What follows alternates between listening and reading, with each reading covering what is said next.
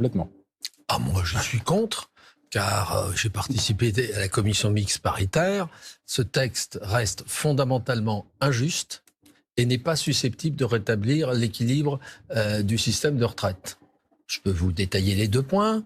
Pourquoi il est injuste? Mais c'est évident. En portant de 62 à 64 ans et en faisant, grosso modo, 17 milliards, un peu plus de 17 milliards d'économies prévisibles, vous faites porter ces économies sur qui? Sur les gens qui commencent à travailler tôt.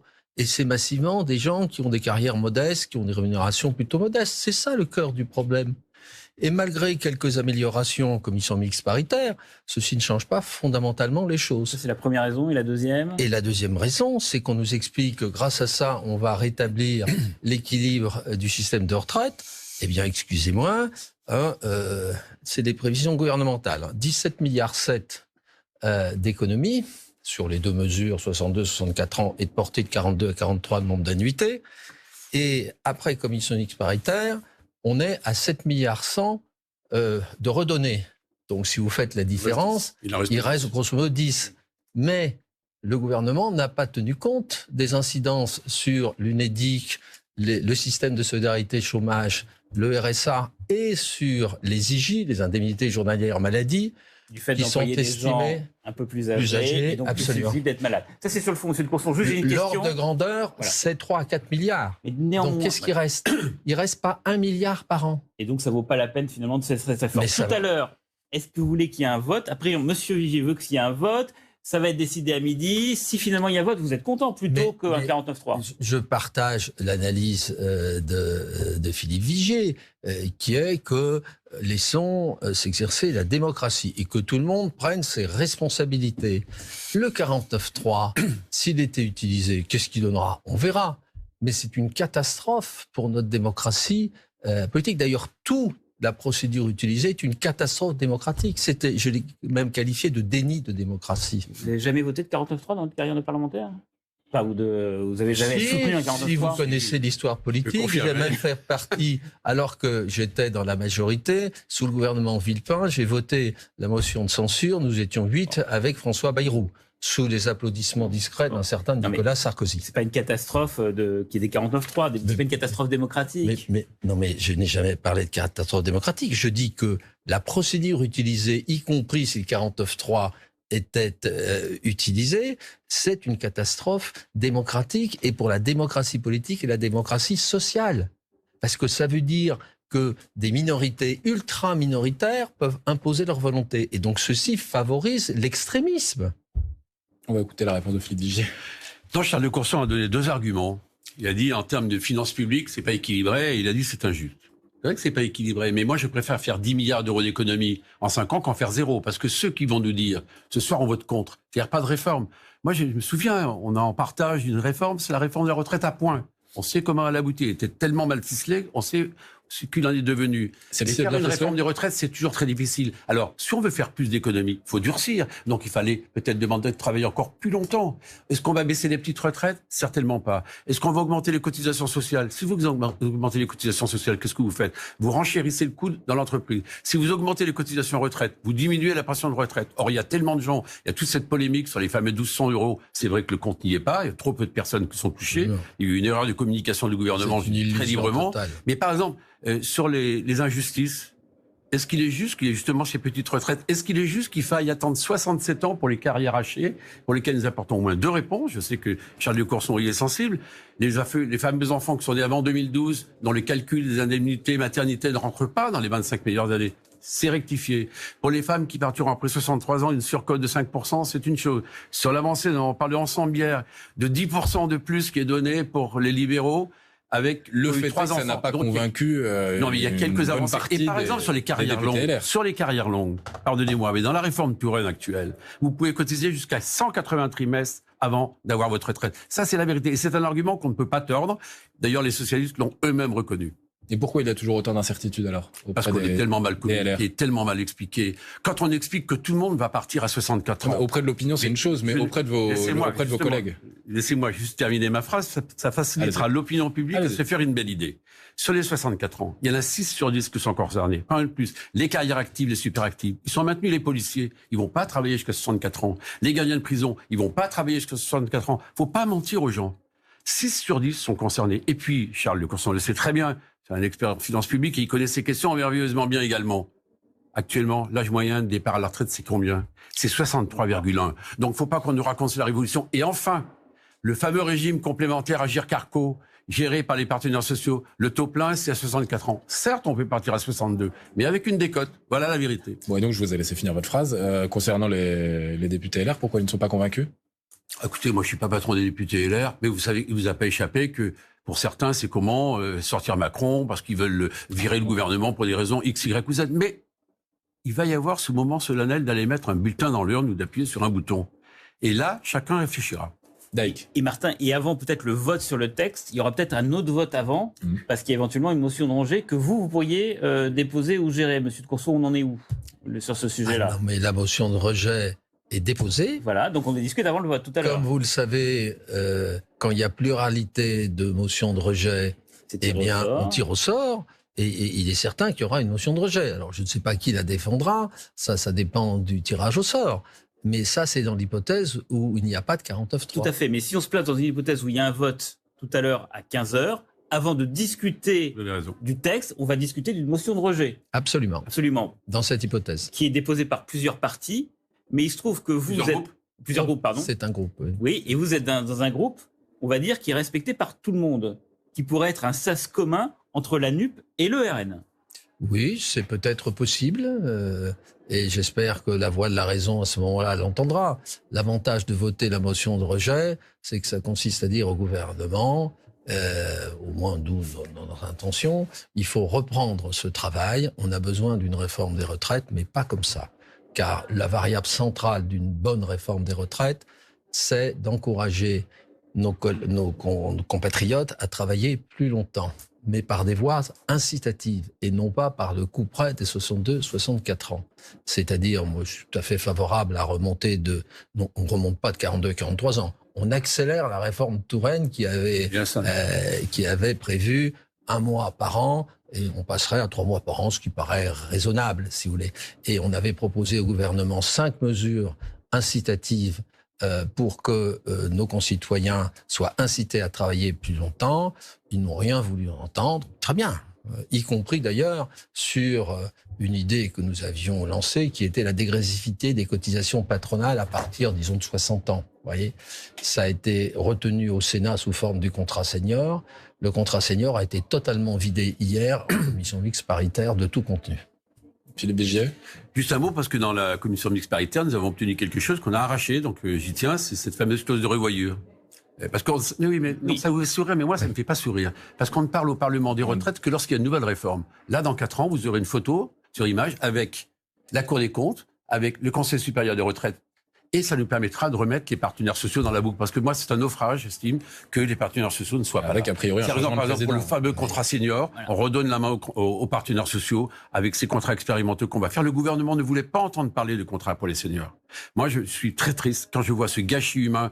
Et Charles de Courson le constate aussi, et vous le constatez tous. Est-ce qu'on est foutu à 60 ans? Est-ce qu'on n'est pas en capacité de transmettre? Mais par exemple, il y a une avancée dont personne ne parle non plus. C'est que dans le cadre du fameux C2P, du contrat, le compte pénibilité, vous pourrez le mobiliser à partir de l'âge de 60 ans, travailler un peu moins, avoir un temps partiel, mais être payé à temps plein. On regrette souvent qu'il n'y ait pas cette possibilité que soit offerte. C'est une avancée de cette réforme, mais celle-ci, elle est passée sous les radars. On va aller Oui, mon cher collègue, le texte qui a été adopté en commission paritaire concernant le compte pénibilité aboutit à ce que les trimestres requis au titre du C2P ne pourront plus être utilisés pour un départ anticipé pour carrière longue. Le rapport, c'est franchement, alors, non, mais c'est ce qui a été voté. J'ai pas parlé des carrières longues là. J'ai parlé de ceux qui après 60 ans. Oui. Carrière longue, c'est ceux qui ont démarré avant 21 ans. Oui, pas la même. Mais c'est vrai pour les carrières longues, mais pas pour ils ne pourront pas l'utiliser. Mais le rapporteur général hier, précisément, le sénateur a expliqué que c'était tout à fait mobilisable pour les carrières non longues, ceux qui ont démarré après. Bon, on va poursuivre ce débat. On va aller faire un tour du côté du Sénat où nous attend Patrick Kanner. Bonjour, merci d'être avec nous. Vous êtes donc sénateur socialiste du Nord, président du groupe socialiste. Vous voulez maintenant que Bon, que c'est joué, il n'y avait pas trop de suspense au Sénat, mais vous avez envie, j'imagine, d'envoyer un message à vos collègues députés ? Si vous voulez, il n'y avait pas de suspense, il n'y a pas eu de suspense, mais quand même, de vote en vote, la droite sénatoriale perd des voix. Pas beaucoup, je vous le concède, mais on est passé effectivement à 193 voix en faveur du texte, 38 abstentions, quand même des votes contre, y compris à droite. Bon, donc c'est pas très glorieux pour la droite sénatoriale, qui d'ailleurs, dans ses applaudissements, a été particulièrement modérée. À partir de là, ce message, il est envoyé à nos collègues députés. C'est vrai que certains auraient pu espérer que grâce à la CMP, il y ait une sorte d'envergure nouvelle en faveur du texte au Sénat. Ça n'a pas été le cas ce matin. Et donc, ce sera à suivre naturellement à l'Assemblée tout à l'heure. Oui, est-ce, Monsieur Caner, à l'Assemblée, vous souhaitez qu'on vote le texte, j'imagine ? Si jamais le gouvernement recourt au 49.3, quel sera votre jugement ? On sait que c'est en train d'être arbitré à l'Élysée. Il y a une réunion à midi. Oui, une réunion qui n'était pas prévue, qui témoigne d'une grande fébrilité. Je pense que M. Macron veut passer absolument, quitte à prendre des risques absolus pour lui-même et pour sa majorité. Je suis pas sûr que Mme Borne soit sur la même longueur d'onde. Enfin, ils se mettront d'accord entre eux. Je ne suis pas dans cette réunion au sommet, mais il est clair que si on adopte, ce qui a été le cas au Sénat, le texte avec un vote bloqué la dernière fois, et si on le vote par un grand vote bloqué avec un 49.3 à l'Assemblée nationale, ce texte quand même montrera sa très très grande fragilité telle que vos invités l'ont démontré il y a quelques instants. Donc c'est un texte qui n'est pas consensuel. Je pense qu'il faut le dire. Emmanuel Macron, c'est sa réforme. Il veut l'imposer à tout le monde, contre tout le monde, alors qu'aujourd'hui, il y a bien d'autres moyens de financer la retraite par répartition que par les moyens violents, brutaux qui sont les siens et qui sont surtout injuste, et les Français l'ont compris. Les Français l'ont compris. Il n'y a aucun effort demandé aux plus aisés de nos concitoyens, aux entreprises, etc. Restez avec nous, Patrick Caner, parce que j'ai vu nos deux invités faire des signes pour réagir à ce que vous disiez, Philippe Vigier. Bon, un mot, je voudrais simplement dire à Patrice Caner, de collègue sénateur, que si je me souviens bien, entre 2012 et 2017, il était dans une majorité avec François Hollande, et à 13h40, un conseil des ministres, et pour la loi Macron, Manuel Valls a vu l'autorisation du président de la République et du conseil des ministres pour déclencher un 49.3. Et à l'époque, j'avais pas entendu de sa part une voix dissonante. Et la deuxième chose, puisque c'est très bien qu'il soit là, il fait partie de ces socialistes qui nous avaient expliqué qu'ils reviendraient sur la loi Woerth, qui avait amené l'âge légal à 62 ans. Qu'est-ce qu'ils ont fait qu'ils ont été au pouvoir ? Ils ont durci la loi Woerth en inventant la loi Touraine.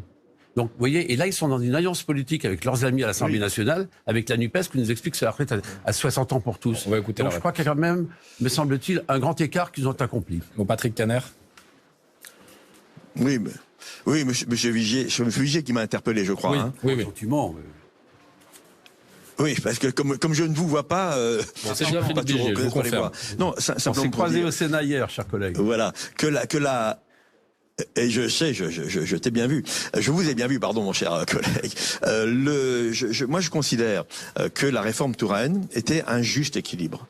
La prise en considération de l'évolution démographique et donc du fait de devoir cotiser plus, mais en ne touchant pas à la retraite à 62 ans, et surtout en créant les critères de pénibilité qui ont été supprimés pour moitié par les ordonnances pénicaux en 2017, et en prévoyant les carrières longues et la capacité à partir à 60 ans. C'est un équilibre. Et d'ailleurs, cette retraite, cette réforme n'a pas posé de problème majeur dans le pays. Elle a pu être combattue, mais elle n'a pas posé de problème majeur dans le pays. Parce qu'elle était juste et équilibré. Là, on change de braquet, manifestement, et la réforme Touraine qui était basée sur un trimestre par an de cotisation supplémentaire, là, on passe à 3.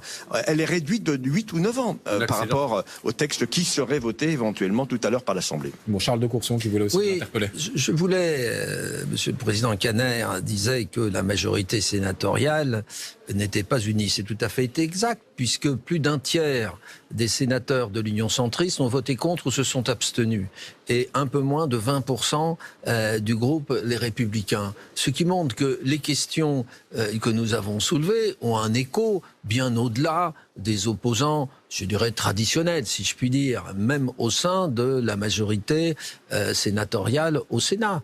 Et c'est la même chose chez le groupe, au sein du groupe républicain à l'Assemblée nationale, où ils sont presque divisés par 2. Vous avez donné tout à l'heure des chiffres. Moi, c'est pas les chiffres que me donnent mes collègues républicains, mais peu importe.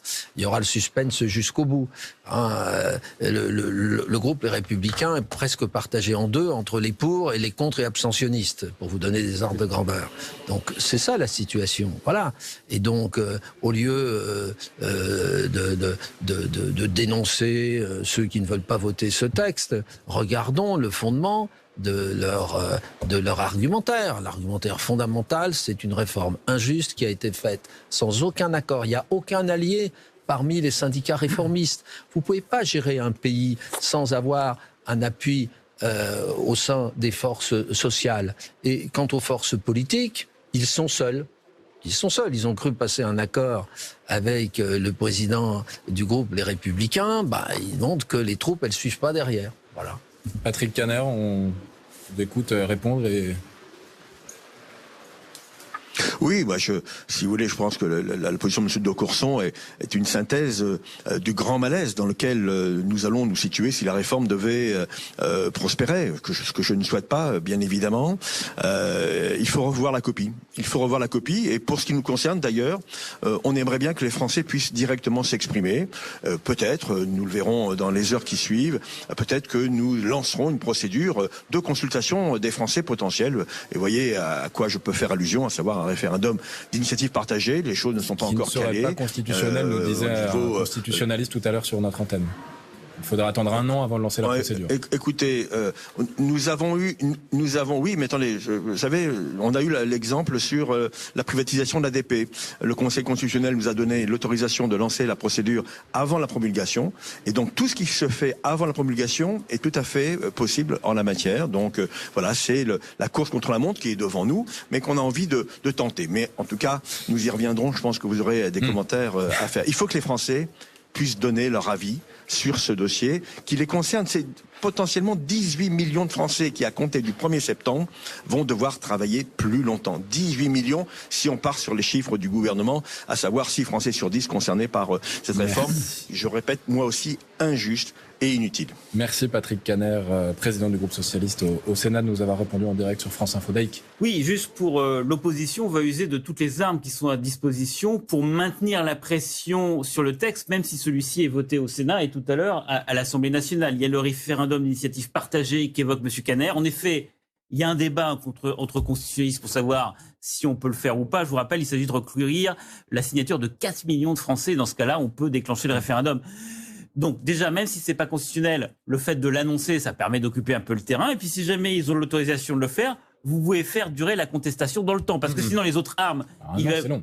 Oui, absolument. Donc non, mais vous maintenez la pression comme ça, et puis évidemment un recours au Conseil constitutionnel qui sera possible. C'est pas possible. Il y aura plusieurs recours au Conseil constitutionnel, parce qu'il y a beaucoup, tout le monde le reconnaît, y compris la fameuse note du Conseil d'État qu'on a essayé de cacher, qui dit que toute une série d'articles en plus sont des cavaliers budgétaires. Donc ceux-là, ils sont balancés. Mais il y aura une question très intéressante que devra trancher le Conseil constitutionnel. Est-ce que le recours à une loi de financement rectificatif de financement de la sécurité sociale, est-ce que c'est pas un détournement total de procédure? Vous voyez, il y a énormément de sujets et de motifs de recours. Il y a autre chose qui pourrait faire que le texte ne soit pas adopté malgré le 49.3, c'est une motion de censure. Est-ce que vous en déposerez une si toutefois il y a un 49.3?